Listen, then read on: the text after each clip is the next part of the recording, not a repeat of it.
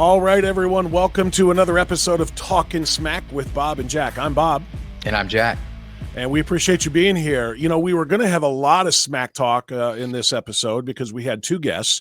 One of them was a member of the Ohio House cabal that engaged in the steal of the speaker steal of 23, and what else you call it, Jack? The coup of 22 that drove the speaker steal of 23.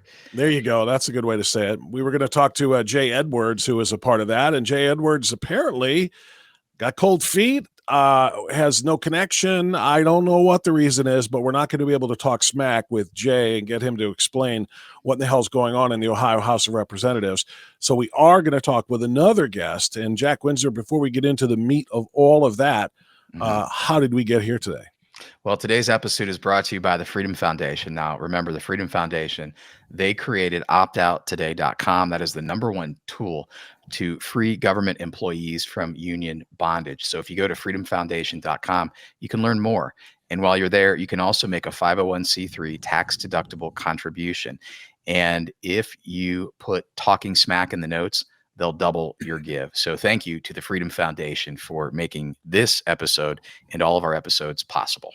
That is outstanding. And yes, indeed, thank you to that fantastic organization. If you'd like to reach us, by the way, take a look at the screen and you'll see our Twitter handles, Facebook pages, and you can find us and send a message if you would like to join and help us spread the word that we are trying to get out there to everyone in Ohio and really everyone in America, because some of the stuff that we talk about really is able to be transitioned all over the place. But it's important. And if you'd like to sponsor this podcast, we would certainly love to talk to you about it. So Jack J. Edwards didn't make it, but we're going to have to recap a little bit about what went down yesterday at the state meeting, the State House meeting, I should say, in which the rules package was adopted. It was supposed to have been done back on January 3rd. We covered most of this earlier this week in our other one, but we didn't expect it to be the dramatic blank show that it turned out to be, did we? No, we really didn't. Particularly when I talked with several of the members of the coup of 22, or I love that. The gang of 22, as they've been affectionately or disaffectionately called, if that's a word, by Derek Marin's supporters. When I talked with them out of the gate, the primary thing I heard was that Derek Marin is not a leader. Derek Marin is not going to play well with others. Derek Marin is not going to unite the party. And I would recommend everybody that's watching this to go to the Ohio channel.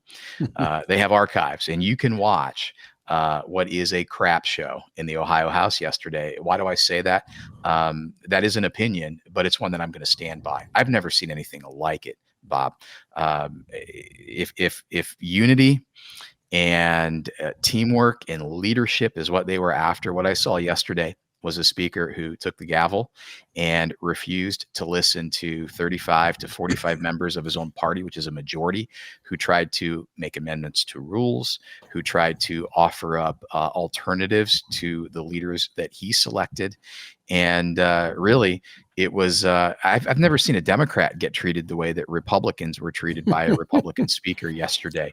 It was a piece of work.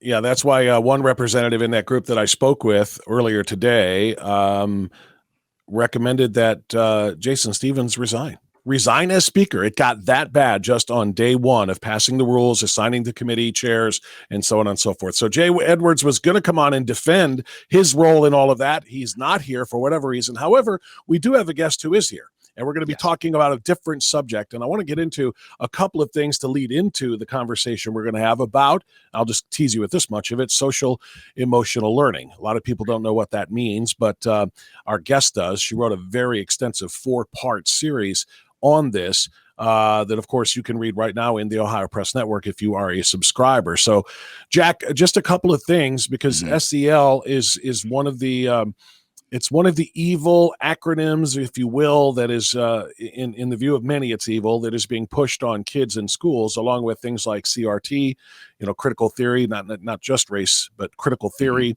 as well as, of course, CSE, comprehensive sex education. Social emotional learning is a very, very divisive and dangerous concept that a lot of people don't think has any business being anywhere near schools. So we're going to talk to the writer and reporter about that in a moment. But we have a couple of school stories to kind of set the table with here.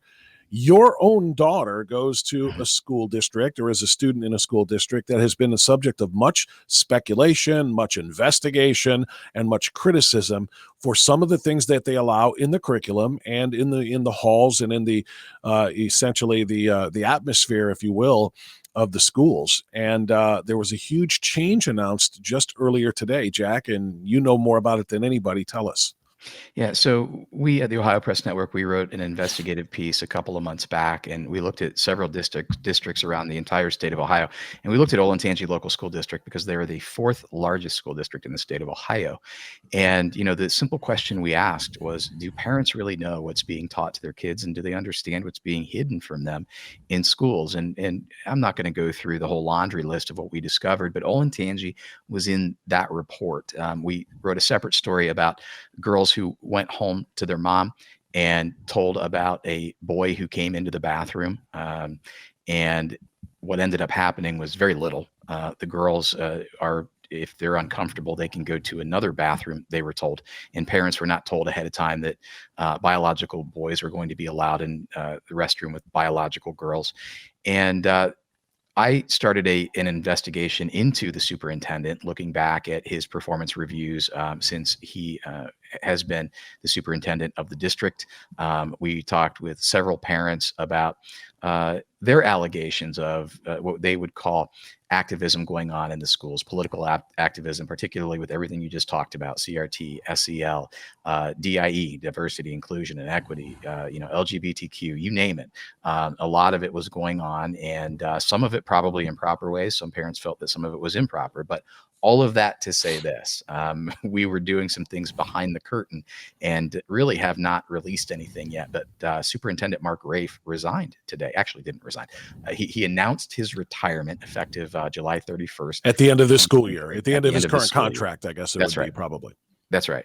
And so, look, I don't, I was really unimpressed with Mark Rafe, if I'm just going to speak very candidly, in how he addressed concerned parents at some board meetings. He spoke with arrogance. He spoke with a chip on his shoulder, and he spoke as if he understood things that parents don't. As a parent of a daughter in that district, I take offense to that. I'm really open-minded. I can consider other people, but essentially when I have an administrator telling me that I'm dumb and not really understanding what's going on. And, we had a nice text exchange at one point when they tried to make sure that students were wearing masks when we had already uncovered that masks not only didn't work, but they caused health issues. So I'm going back probably based on emotion on some conversations I had with him.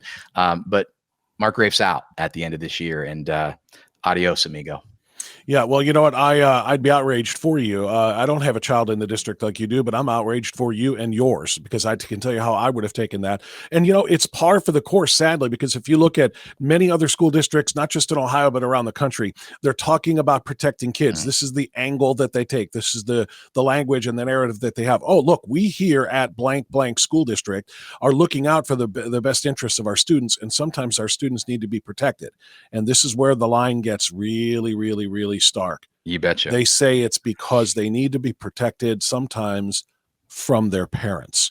Mm-hmm. That's why they do what they do. It's not about protecting the kids against other kids and about talk and about, social issues amongst themselves or ostracization or any of those kind of things, that we need to protect them from their parents who just don't understand about those kind of things that we can talk to the kids about on a much closer and more honest level. So that to me sounds like what Olentangy was all about, and maybe is still all about. We'll see what kind of an impact the announced resignation of that superintendent has. So that's a big deal. And then Jack, one other quick story before you bring in your guest, because it does tie all into education in a manner of speaking. You have another article right now in the Ohio Press Network about CRT in Cincinnati schools. And once again, it's not the subject matter that is as damning, if you will, and is infuriating for parents like you and me and maybe the parents in Cincinnati. It's not even just that, which is terrible, that divisive critical theory, which is rooted in Marxism. Mm-hmm. It's not just that. It is the fact that parents aren't allowed to know. the cover up is always worse than the crime, and they covered it up, and it wasn't until a hidden camera, hidden microphone kind of thing caught them admitting to the fact that they do sneak this into the curriculum or sneak this into the indoctrination, if you will, of the kids. You want to give us a summary of that one? Yeah, so this is part two, I think, in a 3 or 4 part series that relates to Ohio. If you remember last week, we published the story.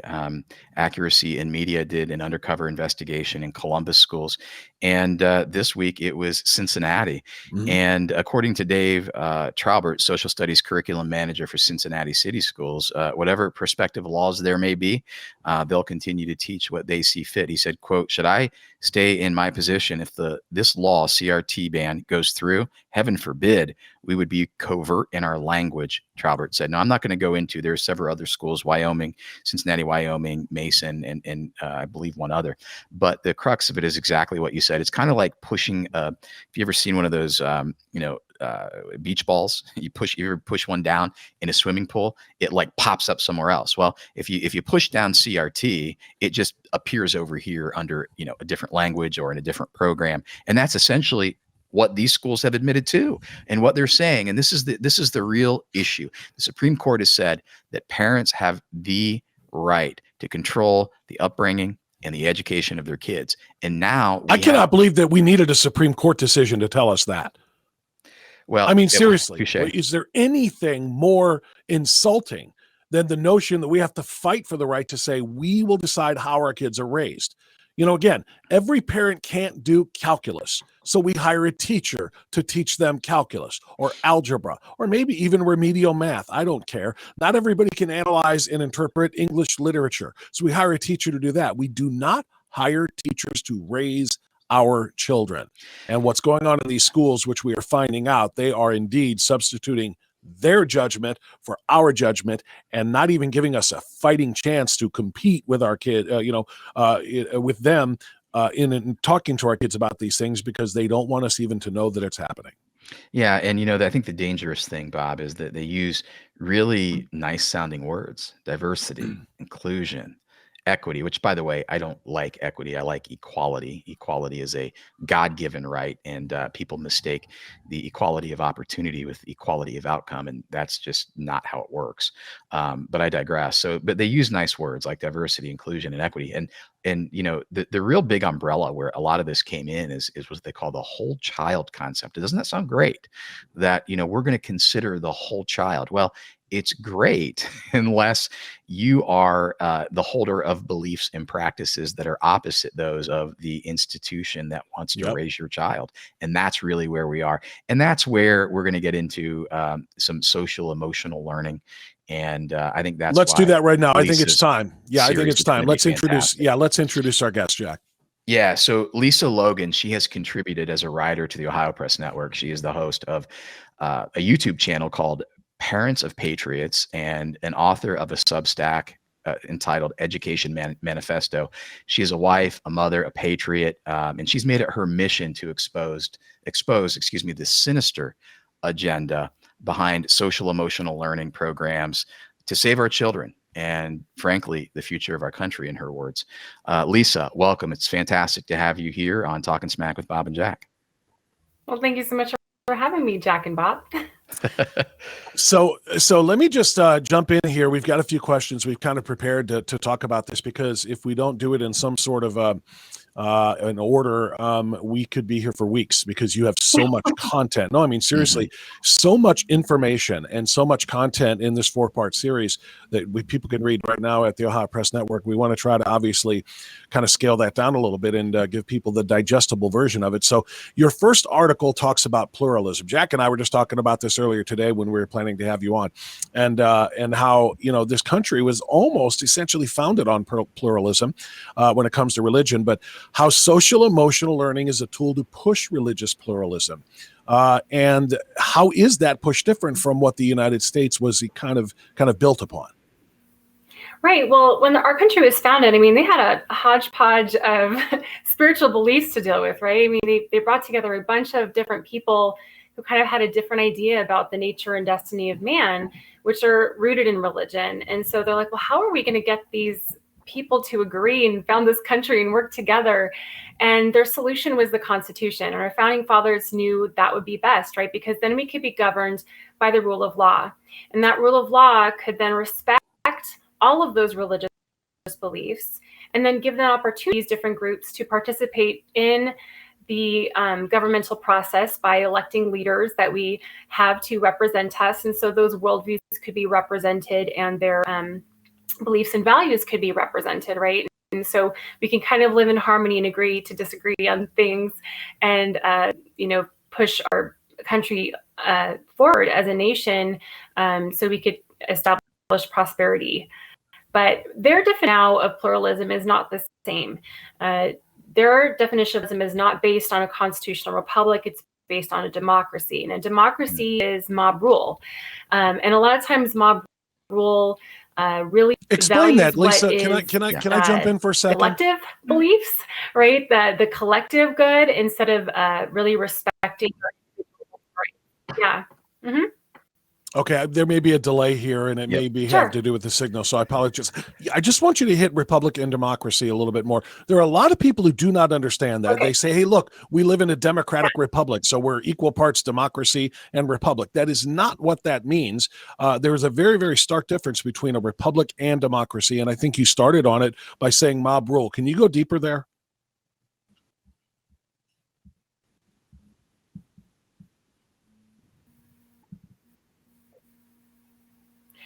Right. Well, and really goes back to how do we vote, right? Have elected representatives that we put into office, and those representatives then go to Washington and say, well, these are the people that elected me, and I'm representing their beliefs and values, and I'm going to vote that way. And so a lot of these individual beliefs can be represented, but in a democracy, it's just, for instance, like it would be the popular vote, right? Everyone just kind of comes together and decide what the main focus is going to be in the country without any regard to individual beliefs, but only caring about the collective. Did I explain that better? I don't know. Yeah, I think it's fantastic. Yeah, if you want to pick it up, go ahead.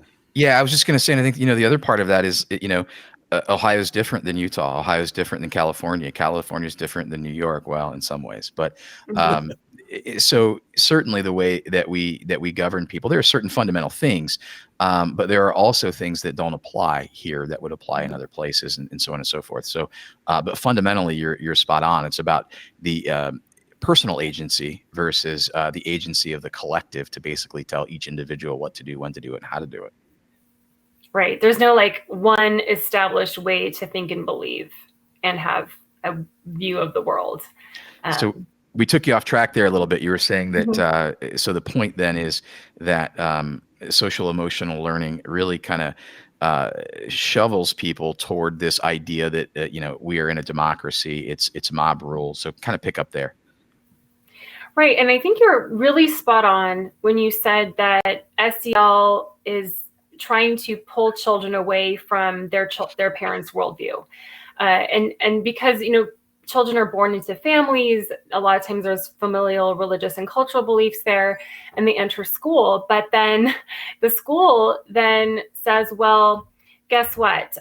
Your version of tolerance isn't okay. It's not okay just to tolerate other people's perspectives. You have to accept them as truth.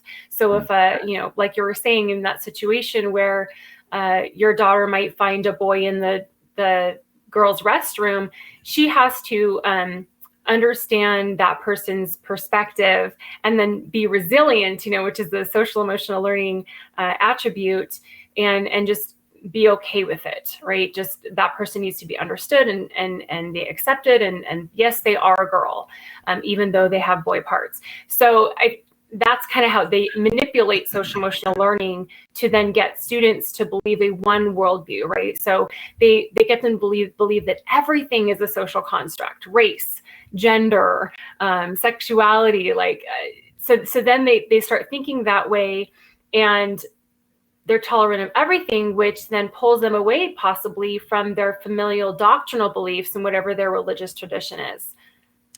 Lisa, I feel like we stopped just short of getting to the real push there. It's one thing for the students to have to tolerate. Then you said they make them accept it. And it's more than accept it. What we have found as this has grown, and everybody talks about slippery slopes, and this is why we do, or snowballs picking up speed and size on their way down a hill, because this is what it does. It's no longer just tolerate it, then just, well, accept it. Then it's celebrate it. You have to announce it and shout it out and say, I stand with so-and-so. I stand with Joe, who is a biological male, but if he says he's a girl and wants to use the girl's bathroom, he's a girl and I have to wave the flag or else I'm in trouble. In schools, kids are in trouble. They get ostracized. They get made fun of. They're the ones who are called bigots and bullies. And if their parents fight back on their behalf, then it's a family full of bigots and bullies. And that's what SEL does. SEL really, really preys on the emotions of the kid and makes them terrified to say what they really believe. And that even means believing in pure, immutable, unadulterated scientific fact. Biological facts are not allowed to be scientific or biological anymore when it's all about social and emotional feelings, is it? No, definitely not. It's not okay. And in fact, they say that it's not just enough to not be a racist. They say you have to be an anti-racist. So that means believing that all the systems in society are set up to oppress certain groups of people, and that you need to tear down those systems and build up new ones in order to make the system more equitable, right? So that could go for race or gender. And so they have to become an ally and a social justice warrior for these particular racial and gender causes, or, voting causes, or whatever it is that is the state sanctioned belief and worldview. Your third piece, that's the one that really hit me. And I think you kind of got into that a little bit. It's titled Social Emotional Learning, Creating a Nation of Nuns. Tell us what that means. Go a little bit deeper on that. What is that? And we're not talking about nuns like the ones in Catholic schools. We're talking about nuns, N-O-N-E-S. Break that one down for us a little bit. Right. Well, that kind of tied into my first piece in the 4-article series, and went over how there are really bad actors, including the Fetzer Institute, which, interestingly enough, social emotional learning and the organization Castle that pushes it at the state and government level, and also federal level, they were born out of the Fetzer Institute. And a lot of their beliefs are centered around esoteric religion and mysticism, and they believe in this whole one world religion stuff.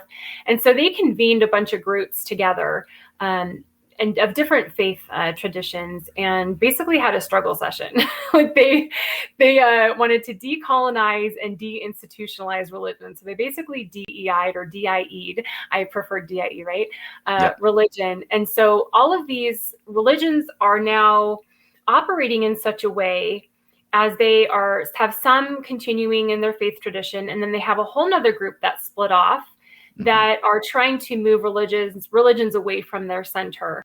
And social emotional learning ties into this because in order to have this mob rule, you have to grow the mob.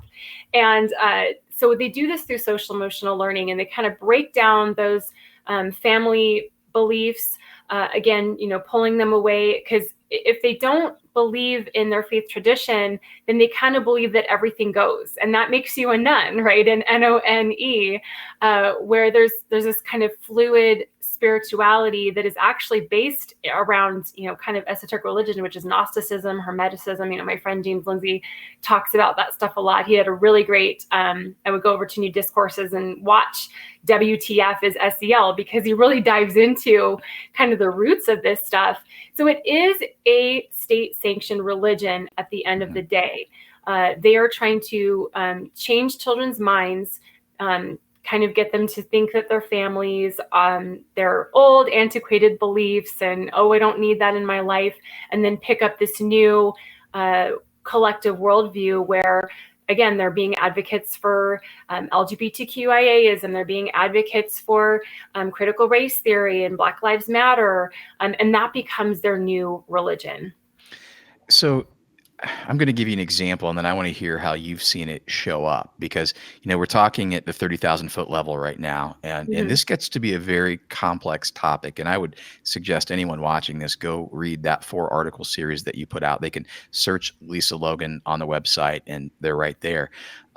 But one of the examples that I give is that I've had one of actually my daughter say to me that we celebrate and we learn about some of these other religions, and when we talk about, she said, when we talk about my God, we talk about Santa Claus and we talk about reindeer. We don't really talk about that. And I had one other parent say to me, and I thought this was really interesting. She was meeting with administrators because she was going to potentially move her child into a new school district. And she said, no, do you teach religion at all? And she said, oh, yes. We teach all these world religions. And she went through all these lists and she goes, well, what about Christianity?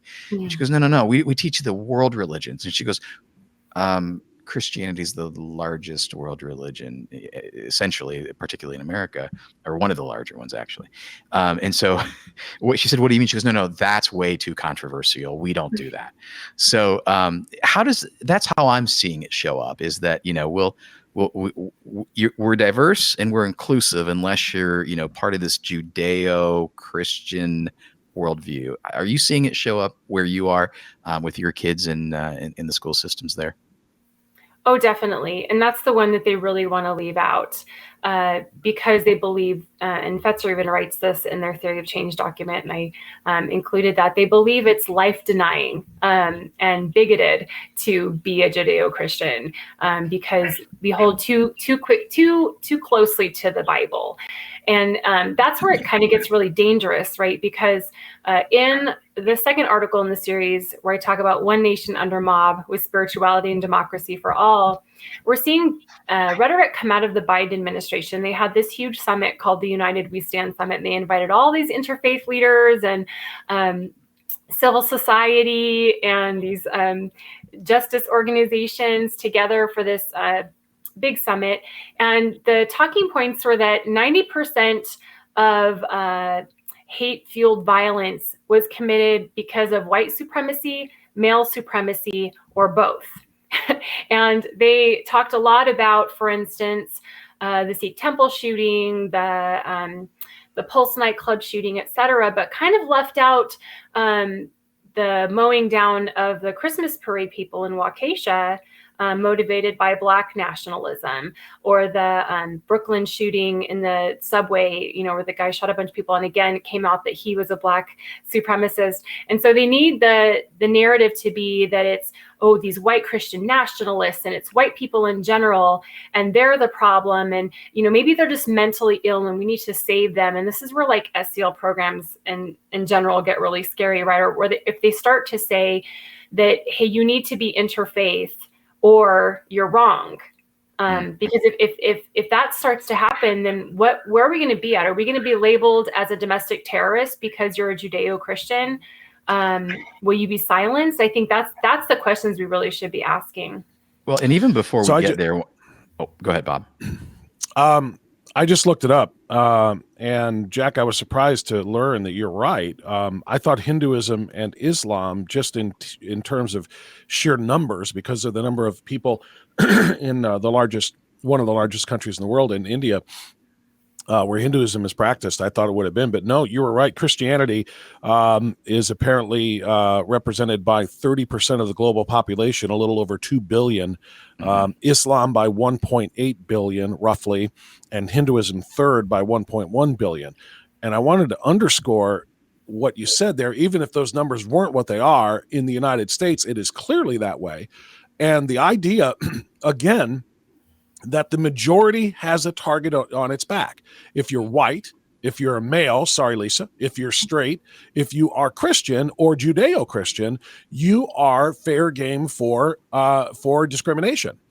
They can teach everything except what you are. They can support anything except what you are in any one of those realms: your sex, your religion, or anything else. And that is exactly what CRT teaches as well. That is exactly what SEL teaches. They are literally trying, and DIE, they are literally trying to say that if you are a member of the majority in any of those things, you have too much power, and we have to take you down. And so young kids are being told, don't get comfortable in the position you're in. Don't get comfortable even with your family traditions, because your family is going to have to be broken up here. Family is not what this is all about. It has led you to being in a patriarchal society where your religion is bigger and better than everybody else's, and so on and so forth. And they're literally going to target them. And what are little kids to do? Little kids who are impressionable, preformative minds are going to do exactly what makes people around them happy. Nobody wants to be ostracized. Nobody wants to be bullied. Nobody wants to be picked on. So they say, okay, and they will shrink away from their own selves, including their own faith, because that's what they are being directed to do by the social, emotional concept here that is being advanced by the state. And I just find that staggering, the statistic that we just quoted with respect to religion. Lisa? No, definitely. And the other scary part is that they're trying to take that very fundamental role of parents in a child's life, right? We bring them up with having a particular worldview, and it's part of a culture, right? Like they grow up in our family. We pray together. We go to services together. We talk about our beliefs together, and then they take that completely out of the family realm and give it to the schools through social emotional learning. And that's not the only service they're going to take away from us, right? And this is where it gets into this whole child model you were just talking about a second ago, Jack. And it's really whole school, whole child, whole community. And what you'll see now, it takes a village. Yeah, it will. And it will be a village. And the school will be the center of the community in this model. And the school, it's actually something that's partnered with the CDC, is partnering with the Health and Human Services and Education in every state. And they will start to provide every service for kids. It won't just be hearing and vision anymore. It'll be reproductive health. Okay, so you're going to see Planned Parenthood in the schools. They're going to be able to get puberty blockers without parental consent. They're also going to be providing religious services. So that part 4, and even in the tweet, when I tweeted it out, the people pushing forth this curriculum along with Fetzer, and they had a whole Castle webinar about it. The people pushing forth this SEL curriculum that has spirituality at its center is involved with the WISC model, and you will see that be a part of the whole services they are offering the whole child. And now I'm going to say something that a lot of the Republicans and maybe even conservatives who are watching this that have their heads buried in the sand are going to go, whoa, stop, it's too far. You're wearing a tinfoil hat. But in Ohio, the governor here has already allocated about $25 million to clinics that will be set up in schools. And he has already gone on record going into his second term saying that essentially his focal point is going to be mental wellness, particularly with kids. So here we are. You can make a steak knife with the intent of, cutting a good piece of steak and having a good nourishing meal. But, the wrong people get a steak knife in their hands and bad things can happen. In Ohio, that's my biggest concern. We have money, we have clinics, and we have some other things going on in the education arena that to me sound a lot like the people who know better than parents are going to usher kids into these clinics. And maybe, frankly, they may not even need to usher them in. They may be subtly teaching this so much from such a young age that at some point it can be puberty blockers, it can be abortions, it can be not even maybe. They're already doing that. That's what Drag Time Story Hour is. From preschool ages on up. Preschool ages, this is normal. This is normalcy. They normalize it to make the kids absolutely follow right in. Sure. Why would they think any differently, for crying out loud? Mom and dad aren't teaching them anything else because mom and dad don't know that they're being, exposed this way as it's, at the beginning. So, Lisa, the question is, are you seeing that that's where it's going? But to me, that doesn't seem like the final stop. Where does this ultimately go and why? Oh, they just want to take kids away from their parents. They want to give kids their own rights, right? So that includes religious rights to go do what they want. They want to give them sexual rights. That's through comprehensive sexuality education.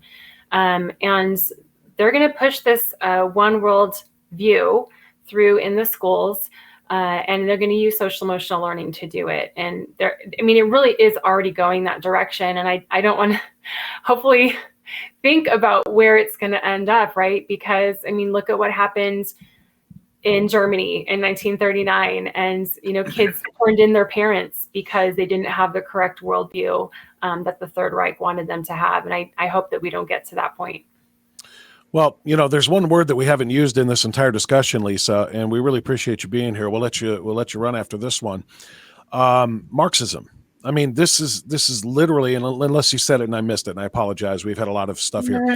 But Marxism, it literally prescribes the destruction of, the end of, the elimination of the nuclear family. It's just what you said, pulling their kids away from their parents. The nuclear family is where children grow up in in a very exclusive, independent, yet tight units of consumption, if you will. They are the engine behind capitalism. And so Marxist ideology is at play here in social emotional learning. Pulling the kids away from the parents pulls them away from parental influence, pulls them away from parental teaching, parental faith, and all of the things that have made, if I may be as bold to say, this civilization the greatest civilization, and I'm talking about the American civilization that we're fighting to protect, in the history of humanity, in the history of humankind. It was built, the foundational building block of this civilization is the nuclear family, and it must be destroyed for the village to take over, so that the educational system can be the mommy and the government can be the daddy. The government will provide the funds, the government will provide the housing and provide the clothing and so on and so forth, and mommy will provide the education by way of these public schools. So this is Marxism at play in large part, I think, and you can speak to this and tell me whether you agree or not, Lisa. It's a giant step toward globalism. Marxism isn't just national, it is global. Oh, absolutely. And really what we're doing is we're building a red guard, just like what happened in Mao's Cultural Revolution. And they're building these social justice warrior kids to really think about global citizenship. And it wouldn't surprise you that UNESCO, who's all for Sustainable Development Goal 4, is behind all of this push for social emotional learning as well. And I think I do want to highlight one other thing that I think is really important. You asked about where this is going. They collect data as a part of this social emotional learning, right? So they collect data on the values, attitudes, and beliefs of our kids. And that data goes in their data backpack, per se, that follows them from grade to grade, school to school. It goes in the statewide longitudinal data systems. And what's scary about this is that we have aligned our whole education system for kids to go into a workforce that is fueled by environmental, social, and corporate governance scores. The businesses are already under a social credit system, and banks and investors won't do business with them if they don't align their thinking and their values and their investments and what they do if they put a black square rainbow flag in their profile picture when they are suggested to. They don't want to do business with them. And so we're preparing kids to go into that workforce. And I've already seen now that certain groups, even like the Day Hill group, are saying they're going to hire their candidates based on kids' emotional intelligence, which is measured by these social emotional learning surveys and screeners that the kids take. And so my worry is that if these kids don't adopt the worldview that they're expected to have, the religion they're expected to adhere to, that they will be excluded from society and in the future. And that's really scary. Everybody should be really concerned about that. It's terrifying. And I just want to add that parents who are listening to this, and if you're alarmed, don't just take the word of your administrator or your superintendent or the teacher. If you say, hey, are you collecting data points on my kid? Do a records request, because we found schools in Ohio that were flat out lying about it. They absolutely were collecting the information, and they weren't telling parents where it was being stored. It was actually being stored in a server owned by a third party that the school district really has no control over. So that is terrifying. And, when you think about government, whether it's Marxism, communism, which ultimately that's where it all kind of goes, right? You're either for freedom or you're for control. But it baffles me. I think about the war on drugs. I think about the war on poverty, and I think about a completely dysfunctional, unproductive government that wasted trillions of dollars in both of those initiatives. And now we're supposed to expect that they're going to do a better job of being mom and dad to our kids.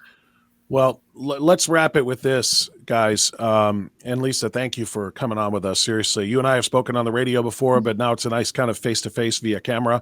We'll have to have you back on again soon. But I want to say this, and I think you'll both agree with me. Jack, you just said, don't take your superintendent's word for it. Do a records request. Don't take our word for it either. You may think, you may be sitting there watching this podcast or listening to this podcast and say, these tinfoil hat wearing nut jobs are full of crap. I know they're not doing it, and I'll prove it by please prove us wrong. Prove the stuff that we are telling you right now isn't happening in your kid's school. Go find out. And then if you find out and you get records requests and you find out that none of this stuff is going on here, you see how to contact us on the screen, or at least you will at the end of this thing. You can go to the Ohio Press Network and find Jack's email address there. Find Lisa's as well, and you know how to find me on the radio. Call me and contact us and tell us we're full of crap and you proved it. Because you know what I would love to be? I'd love to be wrong. I would love to be wrong, and that our kids, Lisa, right, that our kids are not facing this. Right. And Bob, I actually have a whole YouTube channel dedicated to this, that Parents of Patriots. You can find me there. And I really try to walk parents through, like, what is SEL? How is it getting into our schools? How is the system whole set up now around social emotional learning? So I suggest that parents go there. And I think the biggest thing I want to leave your audience with, and especially the parents, is please have dinner with your kids every night. Talk to them about what they're seeing.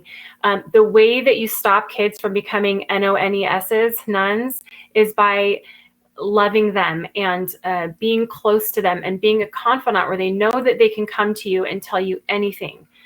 So I think parents, just have dinner with your kids and be close to them and create the nuclear family that's tight, that they know that they don't want to leave it.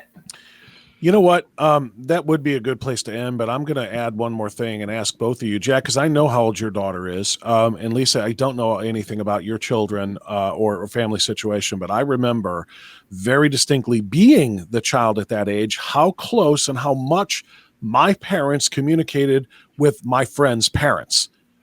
They knew their numbers, from memory. They could call them anytime. And if there was something going on in school, my mother would beep, beep, boop, boop, boop. Hey, Judy, did Rick come home with this today? Did they say anything about this in class today? They would communicate. Do parents of young children today, and my children are 21 and 19, so a little bit off here. Do parents of young children today communicate? Because in addition to having dinner with your kids, as you just said, Lisa, I would say stay in constant contact with other parents. Find out what their kids are telling them, which may be different than what your kids are telling you. And that parental cooperation is extraordinarily important. I just don't know if it goes on anymore. Do you guys? I think there are. I mean, we have parents in my district, right? Once they figured out what was going on with social emotional learning, and I started uncovering what was going on with Second Step, which is the most widely used one in the nation, we had a whole coalition of parents. And now, yes, we text each other. Hey, did your kid come? What teacher does your kid have? And what did they talk about in school? So I think there are, and on a national level now, there are groups like Moms for Liberty, which are creating coalitions of parents in every state that are really linked in and talking to each other. So I think it's important what you said, Bob, that happens and that we are sharing information because that's the thing. A lot of these things go on in secret and we need to shine light on them. Absolutely right. Jack, do you talk to other parents of about what your daughter brings home in theirs? Absolutely. I'm a helicopter parent, 100%. I am, I'm super protective. I'm not overprotective. I'm just aware. I'm astute, and I make sure that I vet what goes on. So absolutely. Yeah. And like I said, it's one thing to ask your kid over dinner, which I totally agree with Lisa, but you got to find out what the other kids are telling their parents, because sometimes you just might not have the full story yet. So Lisa, Logan, terrific. What's the YouTube channel again? It's called Parents of Patriots. And you can also find me at I am Lisa Logan on Twitter. Awesome. Lisa, thank you for joining us. Thank you so much for having me. All right. Thanks, Lisa. There is Lisa Logan, did a tremendous job of, and by the way, the explanation she gave, as articulate and wonderful as it was, does nothing compared to the writing. You've got to read it. Go to the Ohio Press Network page and read. It's a 4-part series on SEL, social emotional learning. And moreover, share it. Print it, do whatever you have to do. Share it with some of those other parents that we talked about before, because again, they just might not be as aware or astute as Jack just said of what is going on. And Lisa did a great job of showing that. So, all right, Jack. So we spent about 3/4 of the program now talking about that. The last 15 minutes we can use to trash the coup of 22. Because the stuff that happened yesterday, you started, we led into it, for the first 3 minutes of the broadcast or our podcast tonight, but you covered this by very, very closely watching this on the Ohio channel while I was doing all kinds of radio and TV stuff yesterday. So I want to know, and I talked to Phil Plummer today, so I know a little bit. Representative Plummer from District 39, I think, down by Dayton. He was the one yesterday who made the headlines of everybody else who was covering this by saying that Jason Stevens should resign. I had him on my radio program today, WHKradio.com. If you're not in the listening area, Northeast Ohio, WHKradio.com. You can listen live 9 a.m. to noon.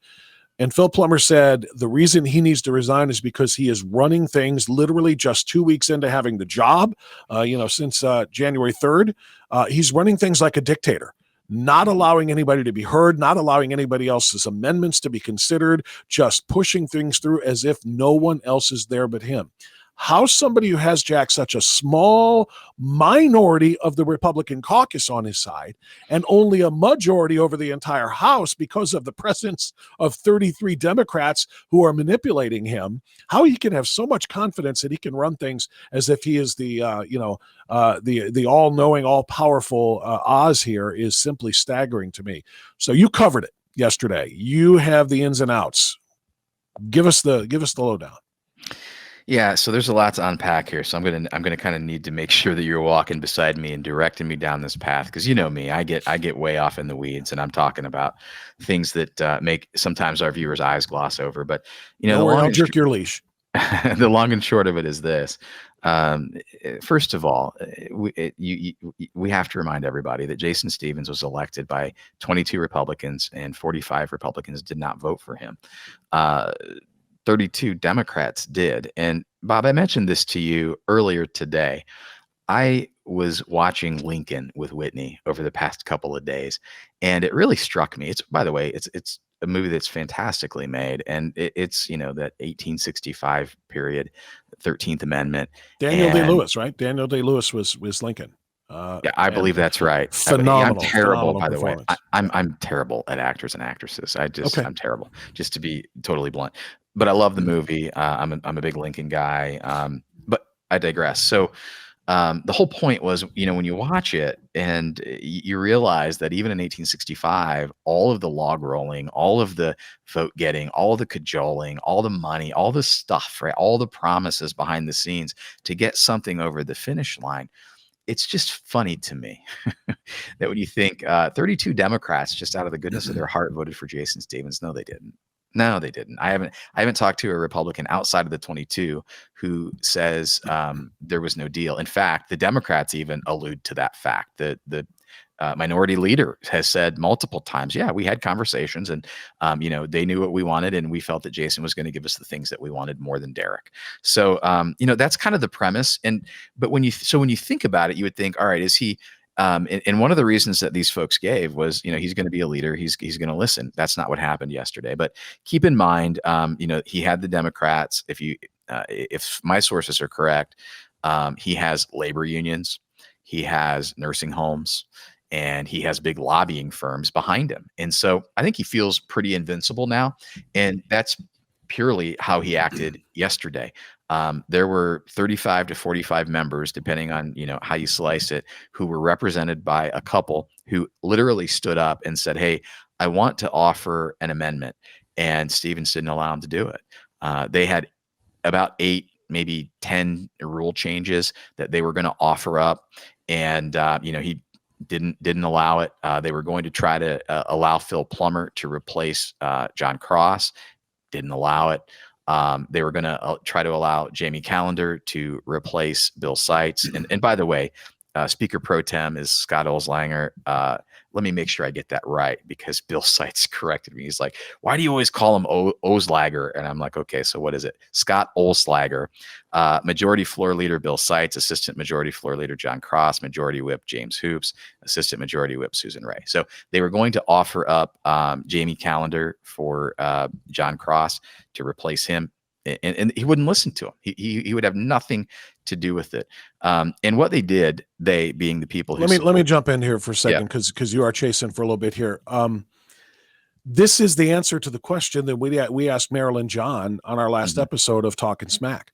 And I asked her, will you be able to work with these people? Will you on the Marin 45 be able to work with the Stevens 22 on the House side, or excuse me, on the Republican side in the caucus, not to mention, with the Democrats? And, she said she didn't know, and she hoped so. She hoped they would be amenable to that. But, and I said, will you, or do you think predictively that the 22 would be more likely to be trying to mend fences with you guys, or really build their burgeoning partnership with the Democrats? And just 2 days later, Jack, we have the answer. We know now. The answer is we're going with the Democrats. I mean, it would be one thing for Jason Stevens to run that rules package vote and let everybody who's got an amendment to offer it and say, okay, thank you. We'll take it under consideration. Thank you. Make himself look even, pretend, put on a costume of a unifier that wants to make sure that the Republican caucus is still strong, and then say, okay, we decided against all of those things. The rules package is going through as presented. But to not even allow it and feign an interest in some other idea other than his own or the Democrats, to not even put on the facade and just say, screw you, you don't get to talk. Screw you, you don't get to talk. Hey, you freshman Josh Williams, you don't get to talk. I don't want to hear your idea. I don't want to hear your amendment. All right, all in favor of the rules package. Yay, they got it because, again, of their partnership with the Democrats. Now we know the answer, Jack. This is not going to be repaired. There isn't going to be any, meeting of the minds and a little apology here, a little bit of a, mea culpa there. And hey, we're all still Republicans. Let's do this thing together. It's not happening. There is enmity there now. And I think that is a disaster. Go ahead. I'm actually going to correct the record. It is happening. There is unity and there is leadership. There is unity between the 22 and the Democrats. And there is leadership by a Republican speaker on behalf of the Democrats. Who was sworn in by the leader of the Democrats. So, Allison Russo held the Bible. So a couple of key things, we could talk through some of the rule changes and I don't know if we will, but I want to hit a couple of them because Stevens' group basically said, look, we didn't need to consider these things. But before we get to that, what I want to point out is to the point of unity in leadership and basically being aligned with Democrats more than Republicans. So part of the rules that were changed is previously the power was vested in the speaker to appoint, committee assignments for, the minority party. Well, not anymore. That now rests with Minority Leader Allison Russo. And so House committees, she'll be able to appoint. She can do that. And then the Rules and Reference Committee, which, by the way, is the committee that really has a ton of power with respect to what comes to the floor and what doesn't. They'll be empowered to recall bills stuck in committee and reassign them elsewhere. So essentially that gives Jason Stevens an end around. If there are some committee chairs who don't want to do something or do want to do something, he's going to be able to use that Rules and Reference Committee essentially to bully. And so, I mean, it's incredible. And more than the rules, it's how he conducted the session yesterday was unbelievable. Yeah, like a dictator, as Plummer said. That's why he said he's got to go. It's very, very clear he's not interested in working with the team. He's not interested in working with the majority of his caucus, which, by the way, elected Derek Marin to lead the caucus and elected Phil Plummer as his second. To kick them to the curb and run it as a one-man show is simply staggering. And what I want to hit here, Jack, because I asked you about this on the radio today, and I asked Phil Plummer about it too, is which is the most dangerous, I guess, or most concerning piece of legislation that had conservatives very, very excited about when Derek Marin was named the speaker-elect, because we thought, wow, Derek Marin is going to push these through. 67-member majority, still a super majority in the Senate. Even the lefty tyrant, little Napoleonic Mike DeWine, who doesn't really like the Republican Party, despite the R after his name, even he wouldn't be able to veto these very important pieces of legislation. And so now that we know we're not getting them, and now we know that some of them were surrendered to the Democrats in the negotiation to get Jason Stevens the gavel, What is most concerning to you, Jack? And I'm going to talk to Brian Stewart tomorrow. He's the one responsible for the HJR 6 bill that would, of course, change the Ohio Constitution and require a 60% majority to amend the Constitution. There's that, and then there's the issue of redistricting. Jason Stevens gave away more redistricting power and authority on the commission to the Democrats. And Phil Plummer said, if and when this state goes blue, at some point in the near or distant future, we will look back at this day, this moment is when it started. Because they're going to be able to draw lines. He pointed out Michigan as an example, which used to be a very favorably red-drawn district state, and they let the Democrats onto the committee more than they should have anyway. They redrew the districts, and look at what Michigan is now. And so, if this comes to pass, that might be the biggest concern of backpack bill, school choice, constitutional amendments, all of it. It might pale in comparison to the first step toward giving Democrats more power than Republicans have in this state. It's a staggering thing to think about. It is. I would argue that this began before January 3rd. We wrote a piece. It was an editorial several months back, and we talked about how Ohio was going to pivot or transition from a red state to a blue state. And maybe that'll be a treat on our next show. Maybe we'll go through some of those pieces. But there are some key pieces, right? You mentioned one of them, redistricting. That's important because that will determine congressional maps for the U.S. House. It will determine districts for the Ohio State House and the Ohio Senate, and those things are important because legislation matters. There's also the backpack bill, or what you would call education choice. So giving parents the opportunity to get their kids out of underperforming, or in some cases woke, politically active schools and into something else. And by the way, education in this state is, in some ways, is absolutely a disaster. It's abysmal. It's performance wise, in addition to the wokeness and so much more. That's why we were talking, of course, to Lisa before.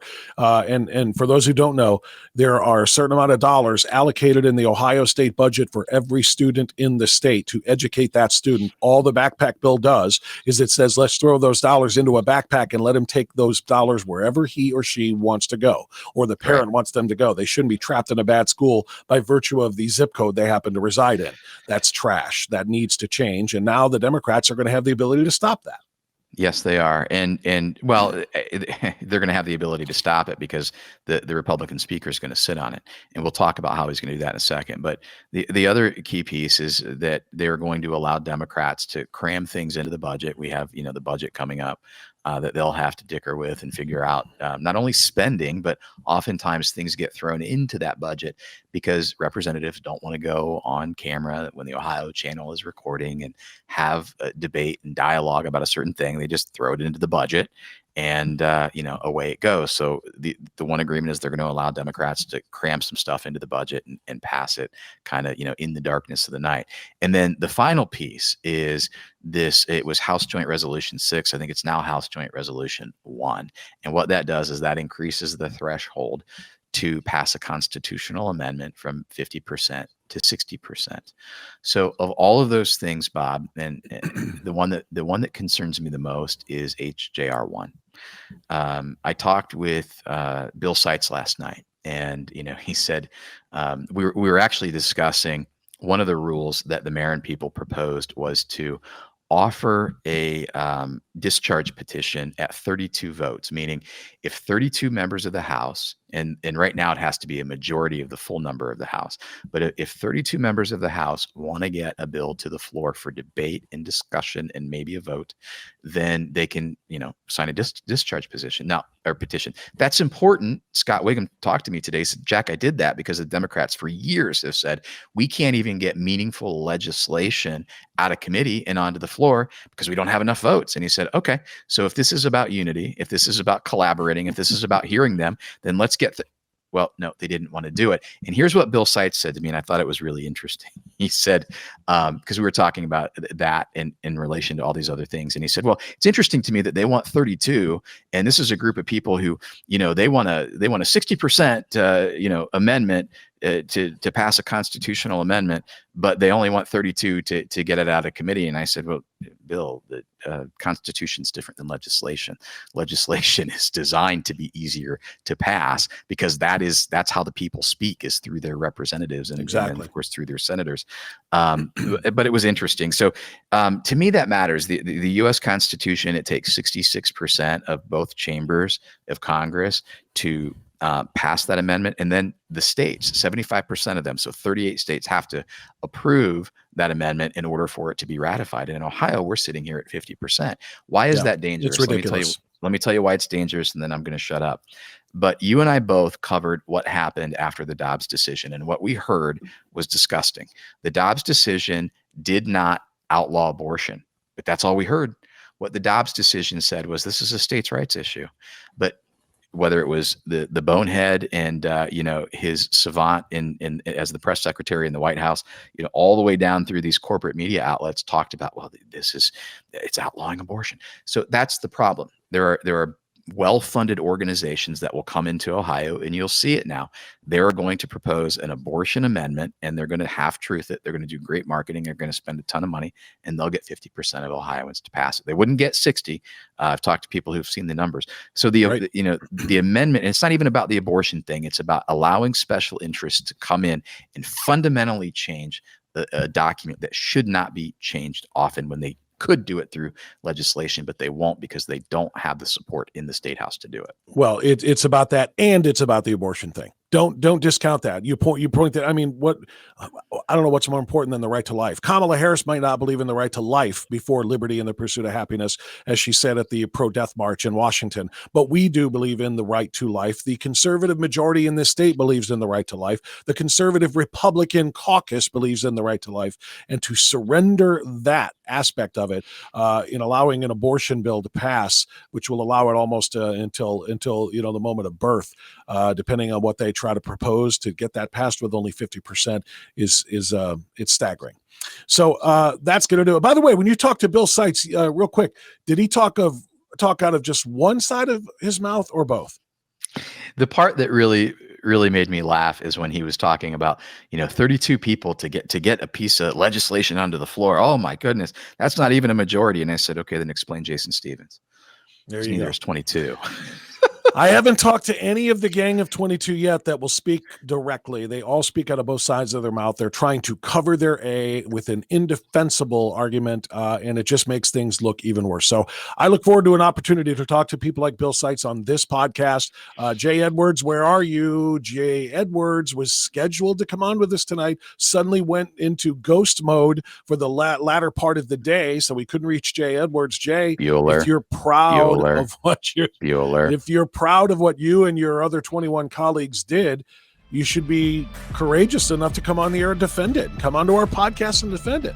I don't know what you'd be afraid of. Who are we? All we're going to do is ask you questions for which you have no answer. And maybe I just answered my own question. That's going to do it for this episode of Talkin' Smack. I'm Bob. And I'm Jack. We'll see you next time. Thanks, everyone.